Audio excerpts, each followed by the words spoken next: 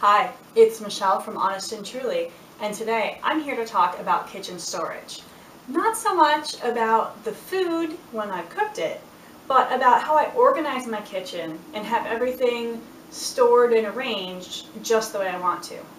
Now I will tell you, ideally, everything in my kitchen would either be glass or metal.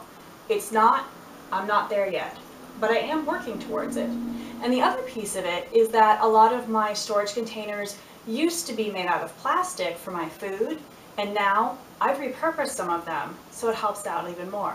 So come on, let's go take a look at the rest of my kitchen. If you're anything like me, you go into your cabinet and all of a sudden you can't find anything because your cocoa is behind your sugar, which is behind your vanilla, which is behind your pepper, which is behind your basil, which God knows where anything else is.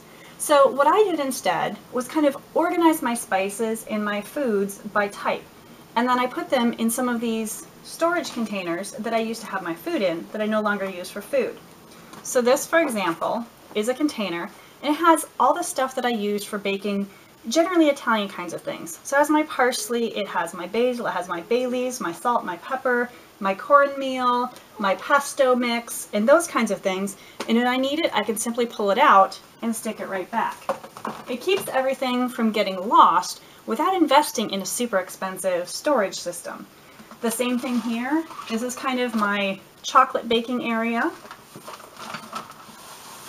I have my regular baking supplies as well, and a whole bunch of other containers, ranging from the spices I use when marinating. I have all of our vitamins arranged in another container like this, and so on.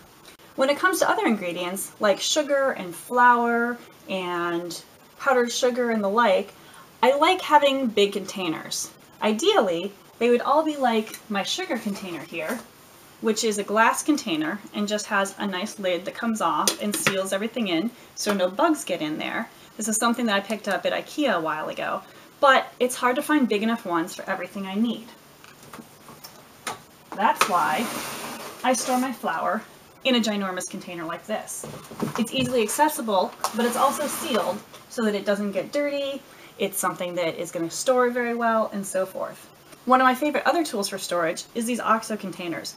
I like them because they're clear, so you can see what's inside them.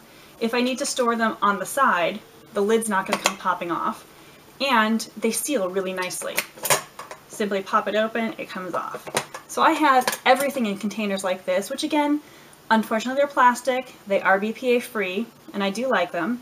From my panko crumbs up on the top shelf, I have pasta stored in these, I have snacks like dried fruit inside them, I keep chia seeds inside them, all of those kinds of things that I'm going to need for various purposes. When I have it stored this way, it's easy to see what's inside. There are things like my panko crumbs that come in tall containers, and all I do is get a little post-it note and tape the post-it note and store it this way so it's easy to figure out what's going on there.